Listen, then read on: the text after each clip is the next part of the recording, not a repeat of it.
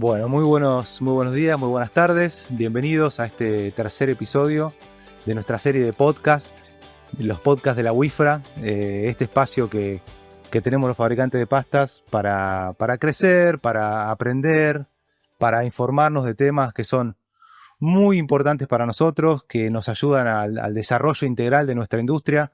Ya pasamos por gastronomía, el primer episodio fue gastronomía, el segundo episodio fue de nutrición, y el episodio de hoy trata de marketing.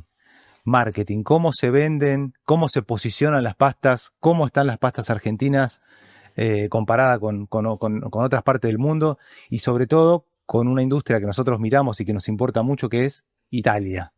Ni más ni menos. Y para hablar de Italia, hoy está con nosotros Ana Lanzani. ¿Cómo andás, Ana? Buen día, mil gracias. Gracias de la bienvenida, es muy bien, gracias. Bueno, Anita, un placer tenerte con nosotros hoy.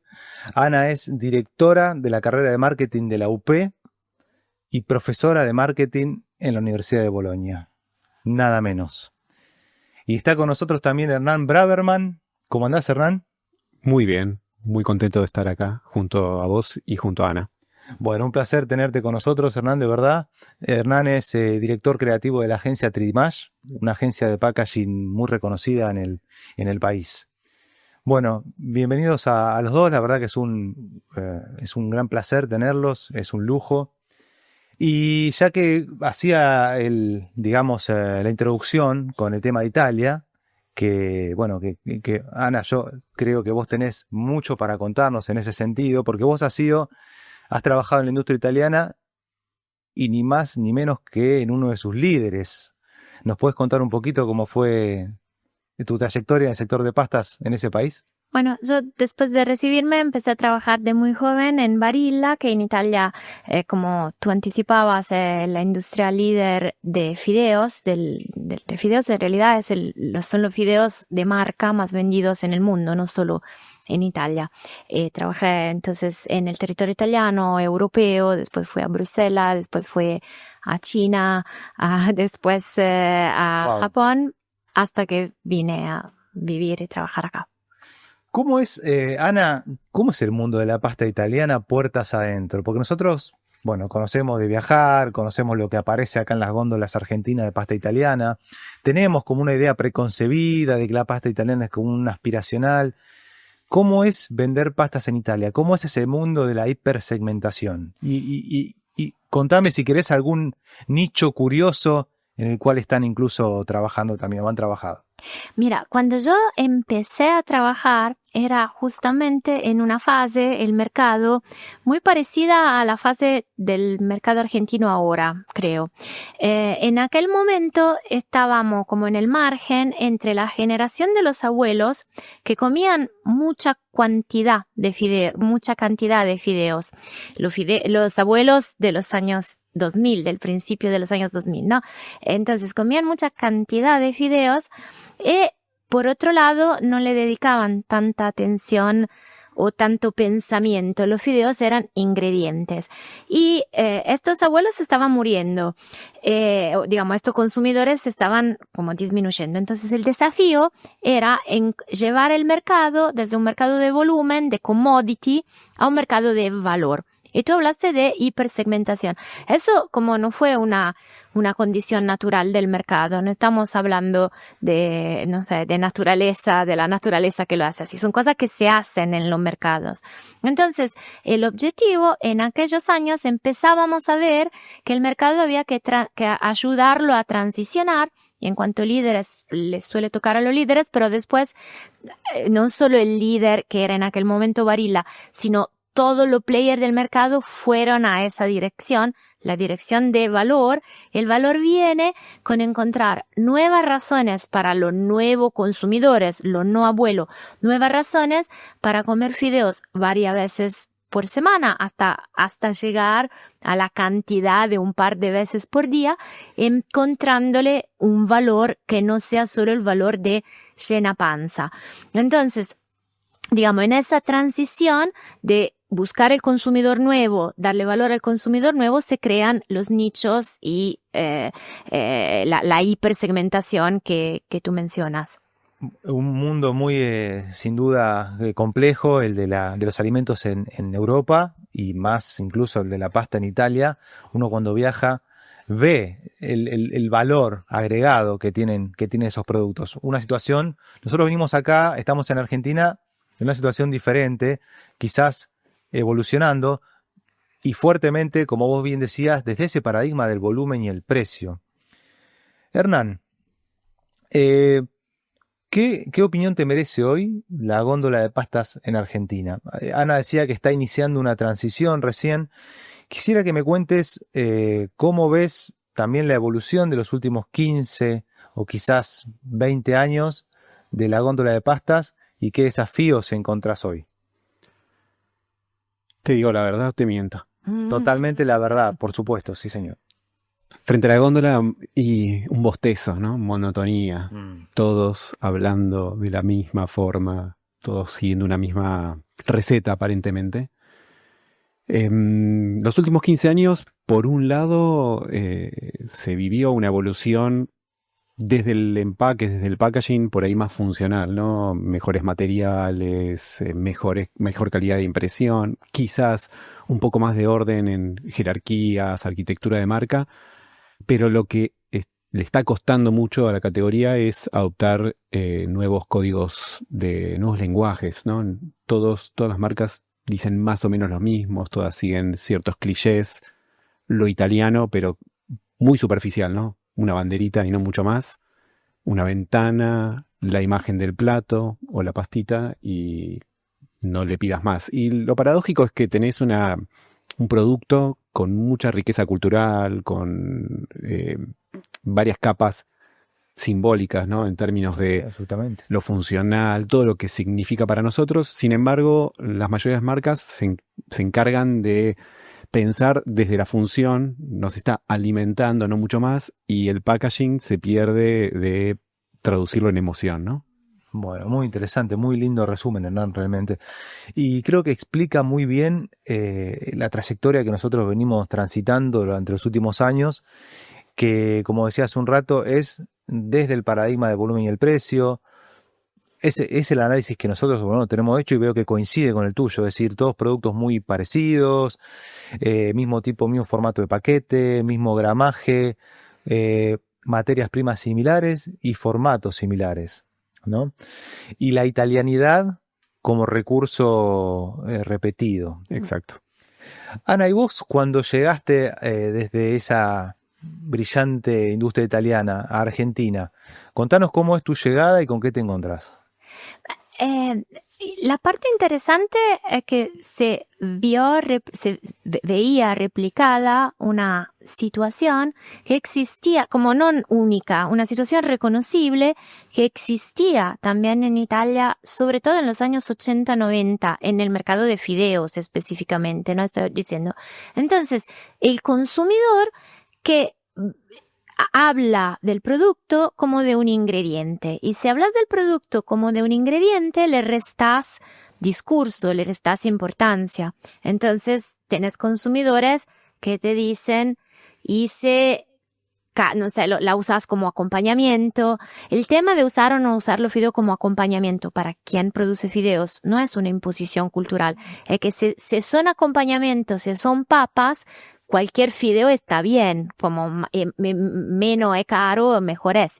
Entonces, cuando empieza a pasar de ingrediente a protagonista de tu comida, empiezas a hablarlo de manera distinta. Entonces me encontré con un mercado que no le daba importancia, que trataba el ingrediente que trataba los fideos como ingredientes y que hicimos varios estudios y que lo trataba como un plan B comparado con carne, como la carne es lo que quiero comer. Y si no puedo, vamos con fideos. Y esa es terrible, como si lo ves desde el punto de vista de la industria, como permitir que esto pase es una condena a muerte, porque entras en un mercado commodity y mercado commodity, no sé bien si todo lo que nos siguen lo tienen clarísimo.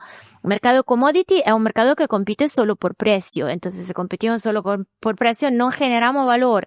en el sentido de valor para el accionista, pero tampoco generamos valor para el consumidor, porque le seguimos dando más de lo mismo, se lo seguimos contando más de la misma manera, no hay innovación y no hay producto de calidad, no se financia la calidad.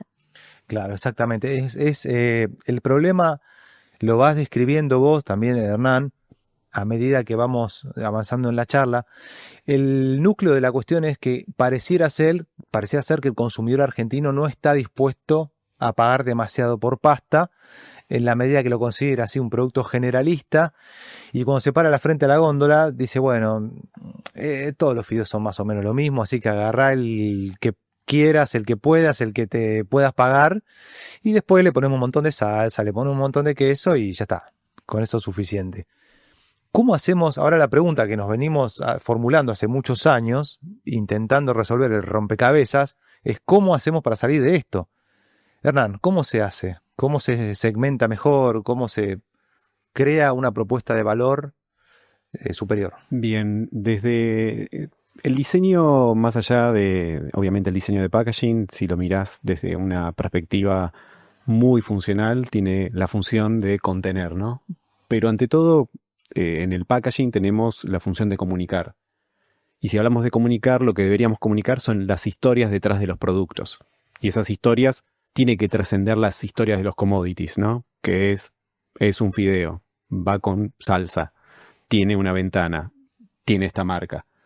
Lo mágico de las historias es que transforman la información en emoción, y eso es lo que puede hacer que un consumidor, viendo una marca frente a la góndola, trascienda ese, no pueda comparar por peso, por precio, sino que haya una conexión mucho más empática, simbólica, que haga que ese consumidor desee acercarse a esa marca.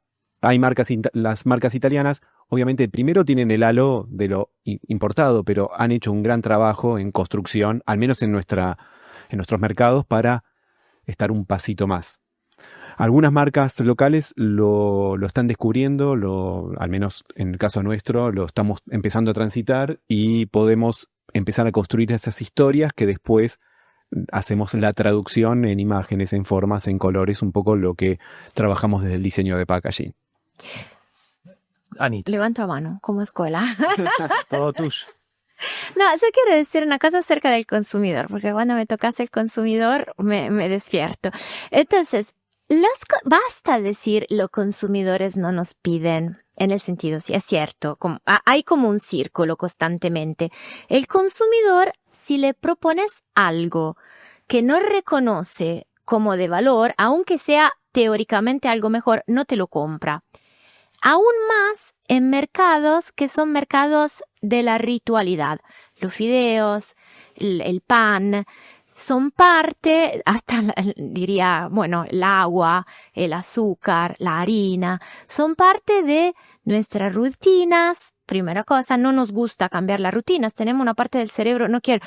Juan Neuromarketing. Claro, me dijo, no te metas con cosas demasiado complicadas. No importa, lo digo igual. Tenemos una parte del cerebro que nos permite sobrevivir, que es una parte rutinaria que nos hace apegar a nuestros hábitos. Entonces, innovación en el café del desayuno o que es igual para mí desde hace 40 y no le digo cuántos años.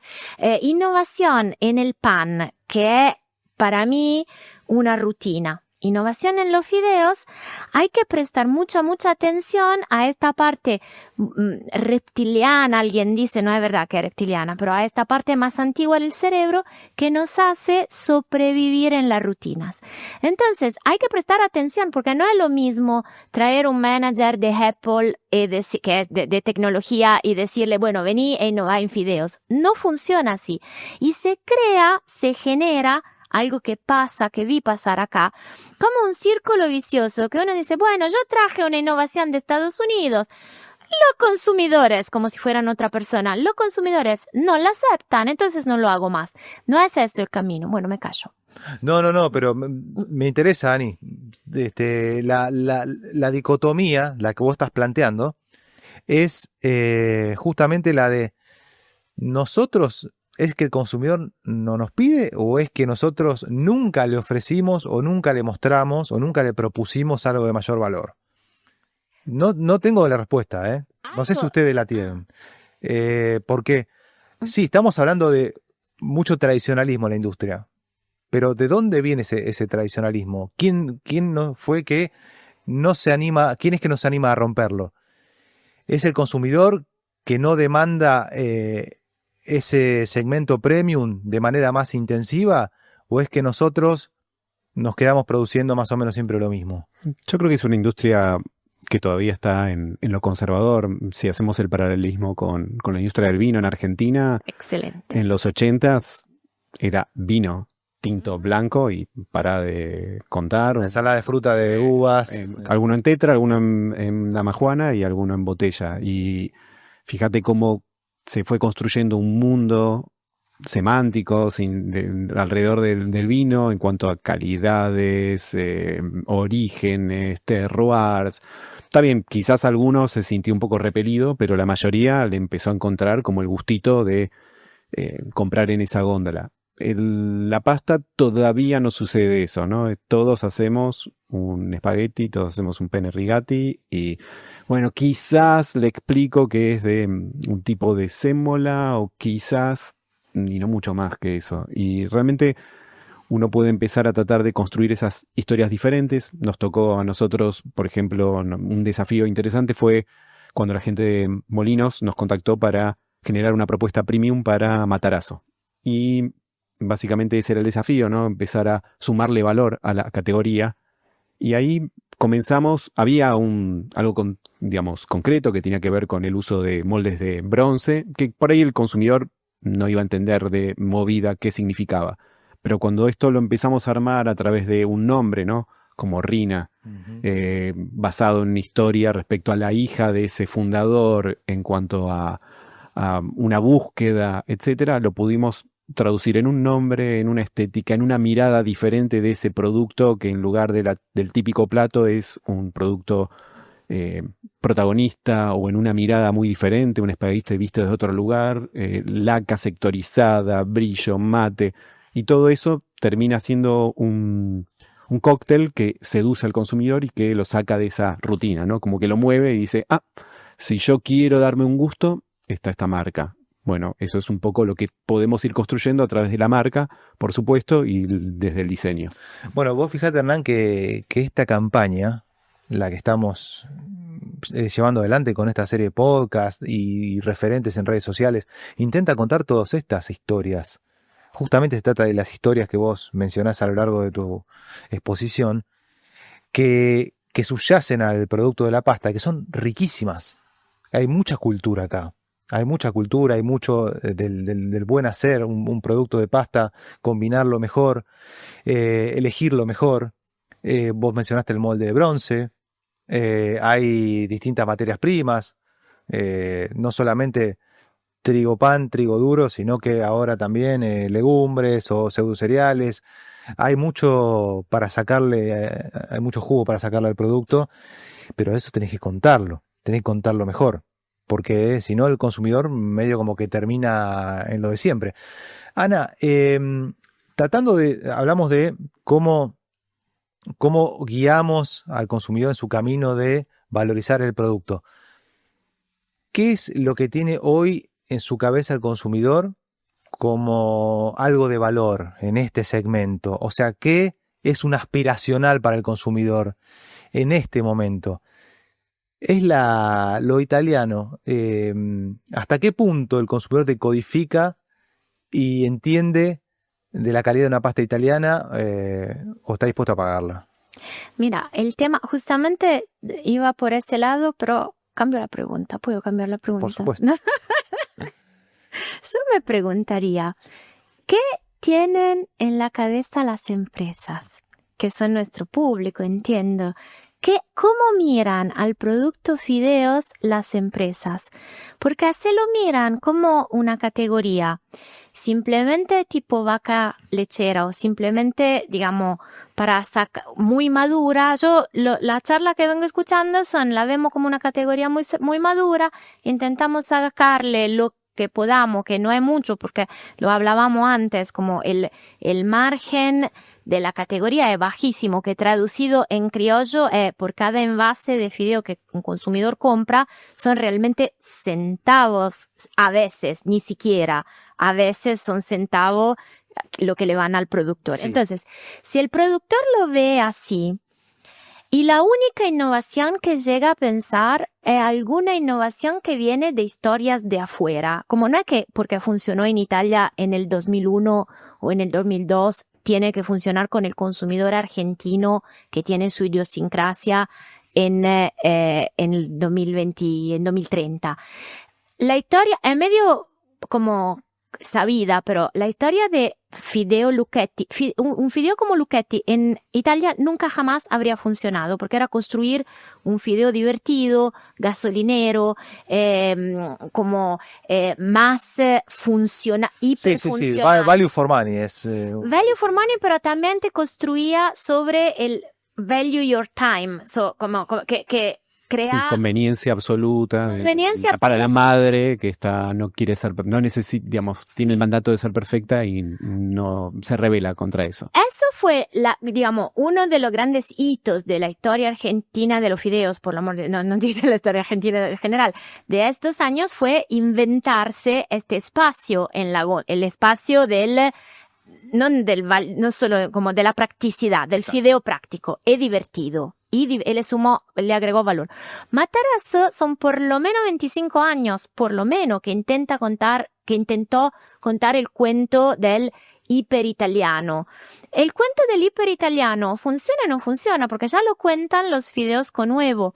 Entonces, ahora, sin ir demasiado, que después Juan me reta. No, Anita, pero por favor, vos explayate con... Como, para mí, la gran cosa que yo me pregunto es, mirándolo ya ahora de afuera, los productores todos le creen a la categoría al punto de tenerle fe a su propio de salir a escucharlo consumidores. Los consumidores no hay que asumirlo, hay que salir a escucharlo, es salir a escucharlo constantemente, salir a escucharlo y no presumir que le podemos imponer una novedad.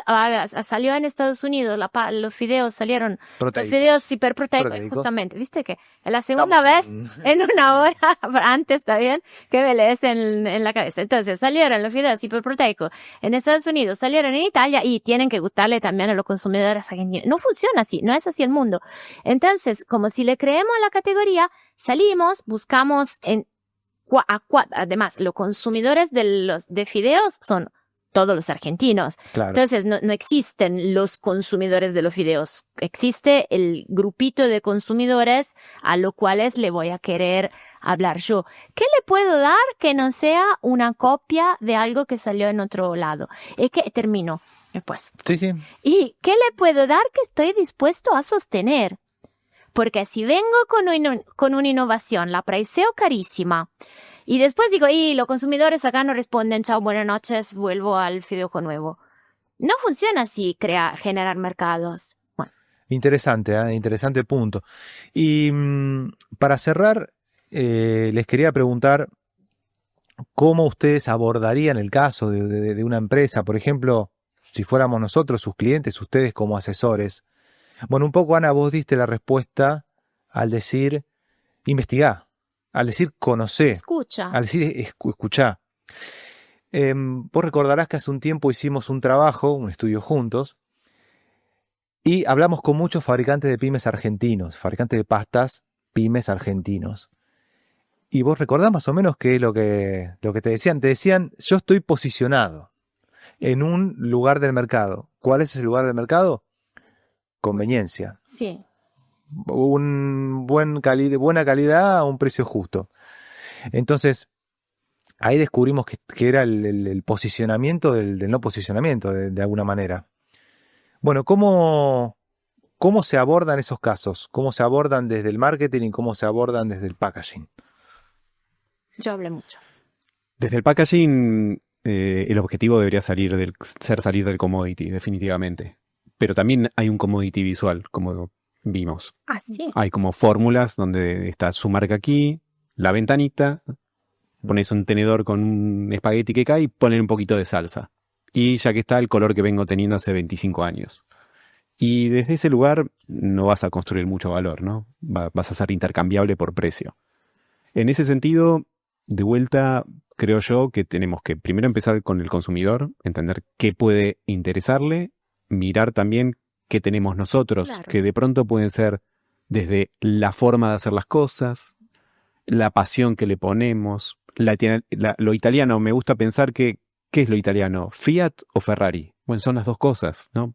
O sea, lo italiano no es la banderita nada más. Uno podría decir, soy la nueva Italia, soy los nietos de aquellos italianos, soy los argentinos que nos rebelamos contra Italia, soy Fideo pero hecho por españoles. O sea, uno puede empezar a construir y a partir de eso, obviamente el packaging tiene que contar esa historia en 2 segundos, 3 segundos. Ese es el gran desafío. Tiene que ser visible, tiene que ser fácil de navegar. O sea, hay un montón de situaciones que tenemos que tener en cuenta los diseñadores para que el producto funcione bajo esa mirada casi de piloto automático, ¿no? Y romper ese piloto automático en una góndola que grita, digamos, que te grita, no pienses, acá busca el color y llévate cualquiera, que es lo mismo. No es lo mismo el mood frente al vino, no es lo mismo frente a X categoría, ¿no? Hay categorías que fueron como reinventándose y realmente es un pecado porque tenés un producto que tiene, digamos, que puede, claro, puede hablarle al que busca saludabilidad, puede hablarle al que busca aspiracionalidad, puede hablarle al foodie, puede hablarle, digamos, a los múltiples consumidores que tenés ahí, a la generación Z, al abuelo, hay de todo. El tema es no caer en, de vuelta, el default, ¿no? Cuánta verdad, cuánta verdad, que escucho esto de vos cuando te parás frente a una góndola de una categoría más desarrollada, le das ese tiempo, le das ese espacio. Te emociona un poco. Te emociona, te entretiene. Y bueno, pero nosotros somos conscientes de eso, no les voy a negar que estamos entrando en situación y estamos entrando en conciencia de dónde estamos parados y cómo estamos perdiendo oportunidades permanentemente.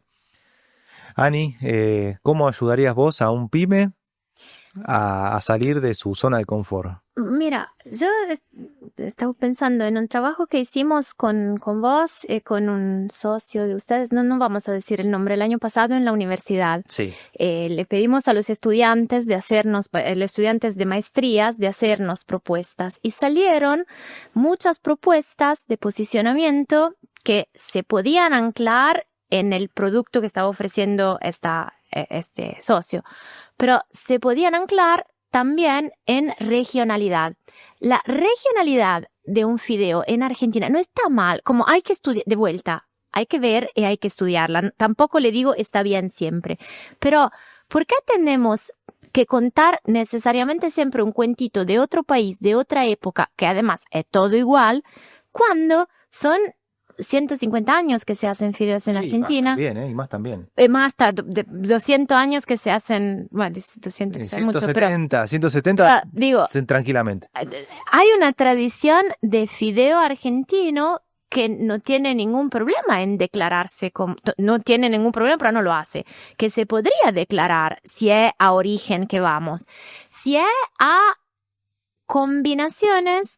Mencionaste Rina de Matarazzo, pero Matarazzo ya había hecho otro trabajo antes, que era, a un momento decidió salir del cuento hecho y rehecho, ultra hecho del mantel, de la italianidad, y empezar a decir, bueno, yo le cuento ahora combinaciones en el rock de envase. Pasta. Sí, había también.